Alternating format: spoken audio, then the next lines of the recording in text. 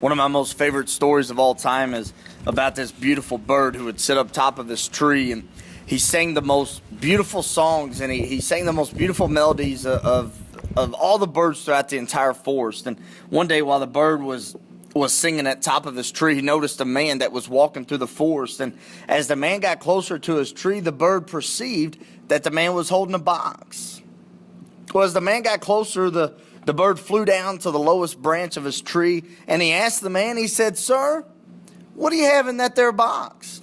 And the man replied that inside this box, I have large, juicy earthworms. And I tell you what, bird, I'm willing to exchange one of these earthworms for one of your beautiful feathers.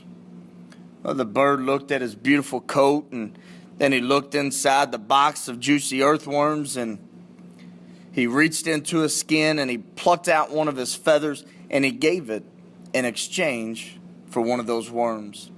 Well, the bird, he took his worm, he flew up to the top of his tree and he ate it, and he began to reflect to himself, why should I have to work so hard to get a worm when it's so easy to get one this way?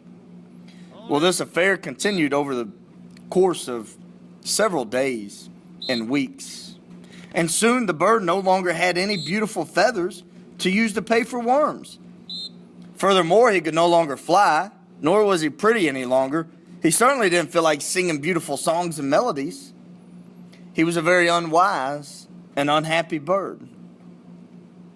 Like this foolish bird, we are always subject to the temptation to look for shortcuts, ways to get ahead and obtain the things that we want and the results that we desire.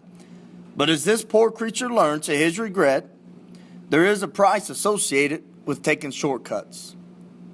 The truth of the matter is, there is no shortcut to success. There are no shortcuts to achieving greatness, and there is no substitute for hard work.